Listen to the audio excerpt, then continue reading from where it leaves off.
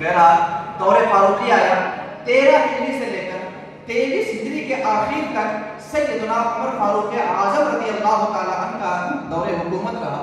امیر المومنین ہیں، اتنے عظیم ہیں کہ قیصر و کسریٰ کے شہنشاہ جن کے نام سے کام اٹھتے تھے، وہ امیر المومنین اتنی محبت فرماتے ہیں حسن و حسین سے کہ آج اپنے آپ کو امام حسن و حسین سے محبت کا دعویٰ کرنے والے اگر کاش ان واقعات کو پڑھ لیں اور غور کر لیں تو وہ حیران ہو جائیں گے کہ جو 4 لاکھ مربع میٹر کا حاکم ہے وہ حضرت سیدنا امام حسن و حسین سے اتنی محبت فرماتے ہیں کہ ایک مرتبہ یمن سے کپڑا آتا ہے، کپڑا لوگوں میں کاٹ کر کے تقسیم کر دیا جاتا ہے، حسن و حسین کو کپڑا نہیں دیا گیا، امیر المومنین نے خود کپڑا نہیں دیا اور پھر گورنر یمن کو خط لکھا کہ آپ ایک بہترین کپڑا ہمارے شہزادوں کے لیے بھیج دیجیے۔ پھر دوبارہ یمن سے کپڑا آیا، اب حسن و حسین کو کپڑا دیا گیا اور فرماتے ہیں جو کپڑا پہلے آیا تھا وہ ان شہزادوں کے لائق نہیں تھا۔ یہ محبت ہے صحابہ کا اہل بیت کے ساتھ اور یہ لگاؤ ہے اہل بیت کا صحابہ کے ساتھ۔ آج 1400 سال کے بعد جو لوگ ابھی نہ صحابہ کو سمجھ سکے نہ اہل بیت کو سمجھ سکے، انہیں حسنین کریمین کے واقعات سننے کے بعد حیرانگی ہوگی کہ حضرت سیدنا عمر فاروق اعظم رضی اللہ تعالیٰ عنہ جب وظیفہ تقسیم کرتے ہیں تو جہاں اور لوگوں کو ایک دیتے ہیں وہاں حسنین کو ڈبل وظیفہ دیا جاتا ہے۔ کیوں دیا گیا ڈبل وظیفہ؟ کون سے میدان جنگ میں گئے تھے؟ نہیں، رسول اللہ کے شہزادے ہیں، اہل بیت اطہار سے ہیں، فاطمہ کے نور نظر ہیں، میرے آقا نے انہیں اپنا بیٹا فرمایا ہے، سرکار اس سے بے پناہ محبت فرماتے تھے۔ اسی کے پیش نظر سیدنا عمر فاروق اعظم ان کو ڈبل وظیفہ دیتے ہیں، محبت فرماتے ہیں، بغل میں بٹھا لیتے ہیں، کھڑے ہو جاتے ہیں، چوم لیتے ہیں، کپڑا منگا کے الگ سے دیتے ہیں، باقاعدہ ہر معاملے میں پیش رکھتے ہیں، پیار کرتے ہیں، محبت کرتے ہیں، کیونکہ اللہ کے رسول جناب محمد رسول اللہ صلی اللہ علیہ وسلم نے صحابہ کے دل کو پاکیزہ کر دیا تھا، صاف ستھرا کر دیا تھا، دنیاوی آلائش سے ان کا دل بالکل پاک ہو چکا تھا، رسول اللہ کی محبت میں مکمل سرشار ہوا کرتے تھے۔ سیدنا عمر فاروق اعظم کے زمانے میں بھی حضرت سیدنا حسنین کی شادی بھی ہوئی۔ اب وہ شادی کرانے والے اور باقاعدہ شادی کے لیے سارے انتظامات کی بنیادیں رکھنے والے خود سیدنا عمر فاروق اعظم رضی اللہ تعالیٰ عنہ ہیں۔ اور میں آپ کو بتاؤں کہ اسی زمانے میں خود سیدنا عمر فاروق اعظم نے حضرت علی کی بیٹی ام کلثوم کے ساتھ نکاح فرمایا، یعنی ایک رشتے کے اعتبار سے دیکھیں تو سیدنا عمر حسن و حسین کے بہنوی بھی ہے رشتے کے اعتبار سے، اور اوپر چلے جائیں تو مولا علی کے داماد بھی۔ رشتوں کے بات اپنی جگہ ہے، مگر میں جو عرض کرنا چاہ رہا ہوں وہ یہ کہ شہزادوں کے ساتھ یعنی حسنین کریمین کے ساتھ 13 ہجری سے لے کر کے 23 ہجری کے اخیر تک شہادت کے وقت تک سیدنا عمر فاروق اعظم باقاعدہ وظیفہ بھی دے رہے ہیں، کپڑے منگا کے دے رہے ہیں، محبت کر رہے ہیں، اپنے بغل میں بٹھا رہے ہیں، شادی کروا رہے ہیں، باقاعدہ ان کی بہن سے نکاح فرما رہے ہیں۔ یہ باتیں نفرت میں نہیں کی جاتی ہیں، محبت میں کی جاتی ہیں۔ تو جو لوگ اہل بیت اور صحابہ کو الگ الگ دکھانا چاہتے ہیں وہ قیامت تک اس بات کو نوٹ کر لیں، صحابہ اور اہل بیت یہ کبھی نہ الگ تھے، نہ الگ ہیں، نہ الگ ہو سکتے ہیں۔ یہ دونوں آپس میں ایسے جڑے ہوئے ہیں کہ ان کو جدا کرنے والا جدا ہو جائے گا، انہیں جدا نہیں کر سکتا۔ بہرحال دور فاروقی گزرنے کے بعد دور عثمانی آیا۔ حضرت عثمان کا زمانہ 24 ہجری سے لے کر 35 ہجری تک ہے۔ اس درمیان حسن و حسین جوان ہو چکے ہیں، بڑے ہو چکے ہیں۔ دیکھو شہزادوں کے ساتھ سلوک جو کیا جائے گا وہ شہزادوں والا کیا جائے گا، اسی لیے جنگوں میں بہت کم شرکت ہوئی ہے، لیکن افریقہ کی جنگوں میں اور کئی تبرستان کی جنگوں میں، کئی ایک جنگوں میں حضرت عثمان غنی کے زمانے میں حسن و حسین بھی باقاعدہ شریک ہوئے ہیں۔ جنگوں میں گئے مگر بہت کم گئے ہیں، لیکن شہزادوں کے ساتھ جو نسبت اور سلوک ہونا چاہیے وہ شہزادوں کی طرح ہونا چاہیے۔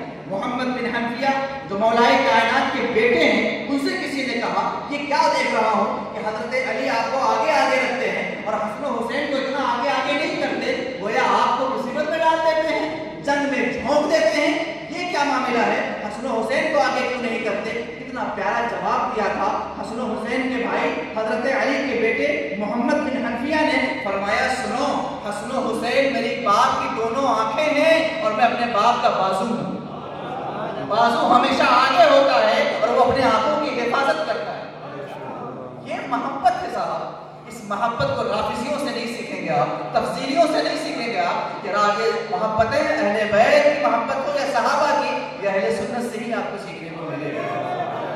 سیدنا عثمان غنی رضی اللہ تعالیٰ عنہ 24 ہجری سے لے کر 35 ہجری تک آپ باقاعدہ امیر المومنین ہیں, مسند خلافت پر جلوہ گر ہیں. اس درمیان جنگوں میں حسنین کریمین جاتے ہیں, باقاعدہ وظائف کا سلسلہ جاری ہے, پیار و محبت آپسی لگاؤ. اور پھر آپ بھی جان لو کہ حضرت عثمان غنی خالو ہیں, سگے خالو, حسنین کے سگے خالو ہیں رشتے کے اعتبار سے, اور مرتبہ اپنی جگہ پر ہے, خلیفہ سوم ہیں, امیر المومنین ہیں.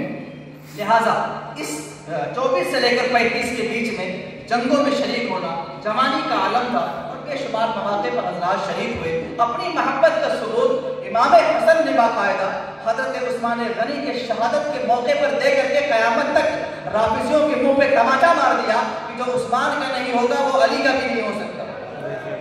عثمان کا گھر ہے پہرا دینے والے حسن و حسین, عثمان کا گھر ہے دروازے پہ کھڑے ہو کر کے حفاظت کرنے والے حسن و حسین. عثمان کا گھر ہے اور باقاعدہ بلوائیوں سے ان کی حفاظت کرنے کے لیے تلوار لے کر کے کھڑے ہونے والے, باقاعدہ انتظام کرنے والے, حفاظت کرنے والے, پاسبانی کرنے والے امام حسنین کریمین ہیں. اور اس کے بعد باقاعدہ اپنی ذمہ داری کو ادا بھی کیا, اگرچہ اللہ کی مرضی تھی, شہادت منظور تھی, شہادت امام سیدنا عثمان غنی ہو بھی گئی, مگر ان شہزادوں نے غداری نہیں کی. پوری طاقت کے ساتھ, پوری توانائی کے ساتھ دروازے پہ ننگی تلواریں لے کر کے کھڑے رہے تاکہ دروازے کے ذریعے سے کوئی دشمن عثمان غنی کو شہید نہ کر سکے. تو گویا عثمان کی عزتوں پہ پہرا دینا, عثمان کی عزتوں کو بچانا, عثمان کی جان کو بچانا, ان کے فضائل پر پہرا دینا, یہ حسن حسین کا کام ہے.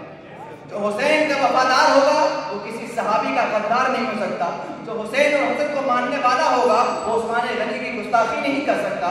جو حسن و حسین کو چاہنے والا ہوگا وہ شیخین کریمین کی جناب میں کوئی ہلکا لفظ نہیں بول سکتا. اور آگے زمانہ پڑا, حضرت سیدنا مولائے کائنات کا عہد خلافت آیا. حضرت امیر المومنین امام المتقین حضرت مولائے کائنات نے دارالحکومت بدل دی, راجدھانی بدل دی. آپ نے مدینہ کی بجائے کوفہ کو دارالحکومت بنا لیا. یہ پورا خاندان ہجرت کر کے کوفہ چلا گیا. تو اب جو مزید تاریخ ہے وہ کوفہ کی ہے کہ 35 ہجری سے لے کر 40 ہجری تک حسن و حسین اور خاندان کے افراد سب کوفہ میں رہے. اب مدینہ میں نہیں ہے, کوفہ میں ہے. اور اسی درمیان کئی واقعات پیش آئے, اور اس کے بعد 41 ہجری تک حضرت سیدنا امام حسن مجتبی رضی اللہ تعالیٰ عنہ کوفہ میں تشریف فرما رہے. اور جب اللہ کے نبی جناب محمد رسول اللہ کی وہ خوشخبری جو حضور نے بچپن میں حسن کو سنائی تھی, صحابہ کو بتائی تھی, اعلان فرمایا تھا کہ میرا بیٹا سردار ہے, سردار, یہ مسلمانوں کے 2 گروہوں میں صلح کرا دے گا. اب وہ دور آ گیا, اب وہ زمانہ آ گیا. 41 ہجری ہے, ربیع الاول کا مہینہ ہے. سیدنا امام حسن مجتبی رضی اللہ تعالیٰ عنہ, وہ حسن مجتبی جو باقاعدہ آنکھوں میں آنکھیں ڈال کر بات کرنے کی صلاحیت رکھتے ہیں, جو کسی سے گھبراتے نہیں ہیں, جو علی کے شیر خدا کے شیر بیٹے ہیں, وہ حسن مجتبی حضرت امیر معاویہ کے ساتھ باقاعدہ صلح کر لیتے ہیں. میں نے بارہا اس بات کو عرض کیا ہے, کوئی 2 باتوں میں سے ایک بات مجھے بتا دے, یہ صلح ڈر کر کے کیا گیا یا خوشی خوشی سے کیا گیا؟ اگر تم کہتے ہو کہ ڈر کر کے صلح کیا گیا تو تم نے علی کی شان سمجھی ہی نہیں, تم نے اہل بیت کا مرتبہ جانا ہی نہیں, تم نے حسن و حسین کی شان کو جانا ہی نہیں. یہ لوگ جان دے دیں گے مگر ڈریں گے نہیں کریں. یہ وہ گھر کے لوگ ہیں کہ جان دے دیں گے. امام زید کو شہید کیا گیا اور اس کے بعد بے شمار لوگوں کو شہید کیا گیا. یہ وہ خاندان ہے جو باقاعدہ پھانسی کے پھندے کو چوم لیتا ہے. یہ وہ خاندان ہے جو بادشاہوں سے ٹکر لے لیتا ہے. یہ وہ خاندان ہے جو معمولی سی تعداد کے لوگوں کو لے کر کے بڑی بڑی طاقتوں سے جو ہے ٹکرانے کا حوصلہ رکھتا ہے. یہ خوف کھائیں گے, یہ ڈریں گے, یہ لالچ کے شکار ہوں گے؟ نہیں, ہرگز نہیں. بات یہی تھی جو اللہ کے نبی نے فرمائی تھی بچپن میں کہ مسلمانوں کے 2 گروہ ہو گئے ہیں, ان میں صلح کرائے گا میرا بیٹا حسن. حضرت امام حسن نے خوشی خوشی صلح بھی کرا دی, اور آپ کے بھائی امام حسین نے دونوں نے بیعت کر لی. اور بیعت کرنے کے بعد کوفہ سے مدینہ آ گئے. کوفہ سے مدینہ آ گئے. یہ بات ہے 41 ہجری کی. 41 ہجری سے لے کر کے امام حسن مجتبی 49 یا 50 ہجری تک مدینہ منورہ میں رہے۔ اس درمیان تمام مسلمانوں کے خلیفہ امیر المومنین سیدنا امیر معاویہ رضی اللہ تعالیٰ عنہ ہیں اس درمیان ملک شام سے ملاقات ہونے کے لیے کہ حضرات مدینہ سے ملک شام بھی گئے، ادھر سے حضرت امیر معاویہ کی طرف سے تحفہ تحائف بھی آتے رہے۔ یہ 9-10 سال کا زمانہ ایسے ہی گزرا۔ اگر اس 9-10 سال کے اندر شریعت کی خلاف ورزی کی گئی تھی، قانون کو توڑا گیا تھا، شرائط کو توڑ دیا گیا تھا، معاہدے کے خلاف کوئی بات ہو گئی تھی، تو حسن بھی زندہ ہے، حسین بھی زندہ ہے، یہ کیسے برداشت کر سکتے ہیں کہ رسول اللہ کے دین پہ حملہ ہو جائے؟ یہ کیسے برداشت کر سکتے ہیں کہ جن کے ہاتھ پہ میں نے ہاتھ دیا ہے وہ رسول اللہ کے دین کو پامال کر دے؟ یہ کیسے برداشت کر سکتے ہیں اس شخص کو جس کو میں نے خلیفہ بنایا ہے وہ اسلام کے خلاف کام کرے اور میں زندہ رہوں؟ اگر اس 9 سال کے اندر شریعت کی خلاف ورزی ہوئی ہوتی، قانون کی خلاف ورزی ہوئی ہوتی، معاہدہ کو توڑا گیا ہوتا، رسول اللہ کے دین کو بدلا گیا ہوتا، تو حسنین کریمین لشکر لے کر کے چڑھائی کر دیتے اور اپنی جان دے دیتے، مگر کسی حال میں صلح نہ کرتے۔ 9 سال تک یہ حضرات خاموش رہے، ملاقاتیں کرتے رہے، تحفہ تحائف ہوتی رہی، تعلقات رہے، خط و کتابت کا ذریعہ رہا۔ جن تاریخی کتابوں کا تم حوالہ دیتے ہو، وہ ابن کثیر ہو، وہ ابن خلدون ہو، وہ طبری ہو، وہ ابن دیگر تاریخی کتب ہو، ان تمام کتابوں میں ملاقاتوں کا بھی ذکر ہے، تحفہ تحائف کا بھی ذکر ہے، آنے جانے کا بھی ذکر ہے، ایک دوسرے کے بارے میں دعا کرنے کا بھی ذکر ہے۔ امام حسن مجتبی رضی اللہ تعالیٰ عنہ کی شہادت زہر کے ذریعے سے 49 یا 50 ہجری میں ربیع الاول کی 5 تاریخ کو ہو گئی، جہاں بھی شوشہ چھوڑ دیا گیا کہ دیکھو دیکھو امیر معاویہ نے زہر دلوا دیا، مروا دیا معاذ اللہ، واللہ باللہ تاللہ۔ تم اپنی طرح صحابہ کو مت سمجھو، صحابہ کے حالات ہمارے حالات کی طرح نہیں ہوتے۔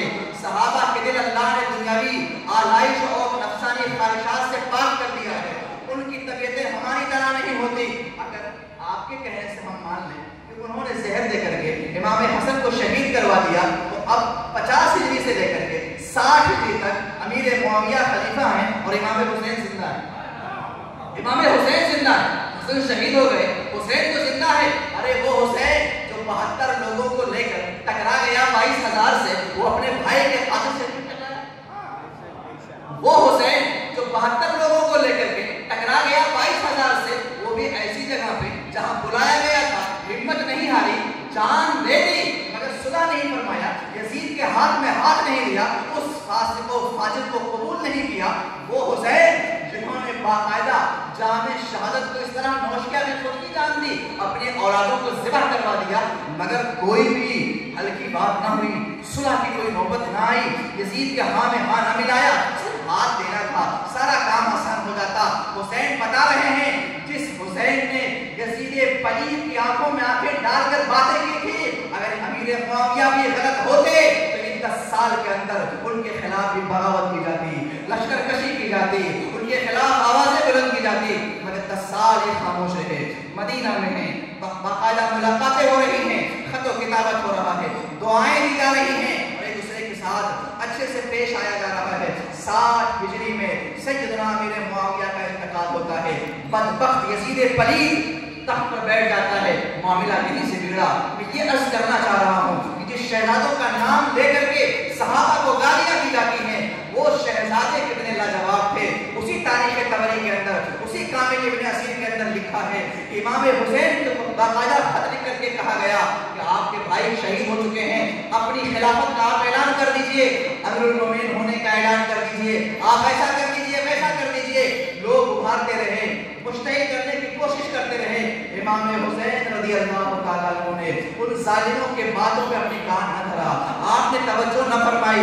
اگر غلط ہوتے تو جس طرح سے وہاں توجہ فرمائی تھی یہاں بھی توجہ فرما دیتے، اور غلط کیسے ہو سکتے ہیں؟ جناب محمد رسول اللہ صلی اللہ علیہ وسلم جن کی زبان سے نکلی ہوئی بات پوری ہو کے رہتی ہے، حضور تو حضور ہیں۔ میں نے خود ہی عرض کیا کہ آپ غلاموں کی بات کرو، آپ کہتے ہو غوث اعظم کی نظر کا یہ عالم تھا کہ آپ نے چھوڑ پھٹا دے تو وہ ہے ولی بن گیا، قطب بن گیا۔ غریب نواز کی نگاہ کا یہ عالم تھا کہ جادوگر پہ ڈال دیا تو وہ اللہ کا ولی بن گیا۔ آپ ہی تو بتاتے ہو کہ فلاں ولی ایسے تھے، نگاہ ڈالی تو باقاعدہ ولایت دے دیا، چور کو ولی بنا دیا، ڈاکو کو ولی بنا دیا، برے کو نیک بنا دیا۔ جب تم ولیوں کی نگاہ کو اتنا مانتے ہو تو نبیوں کے نبی جناب محمد رسول اللہ نے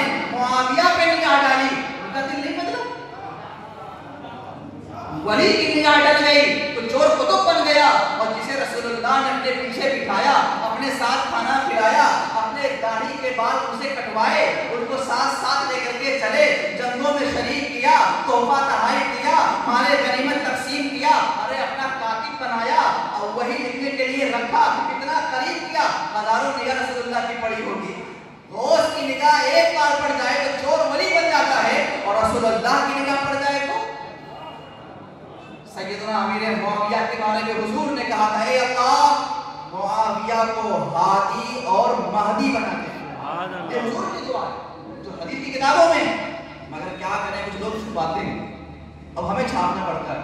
حضور نے اپنے منہ سے کہا، اے اللہ معاویہ کو ہادی اور مہدی بنا دے۔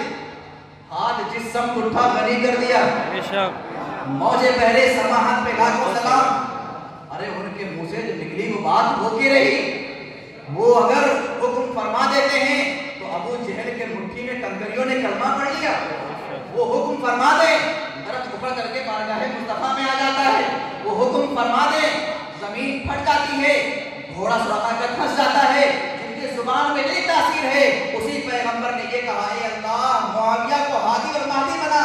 بس تو مجھے اتنا بتا دو رسول اللہ کی دعا قبول ہوئی کہ نہیں؟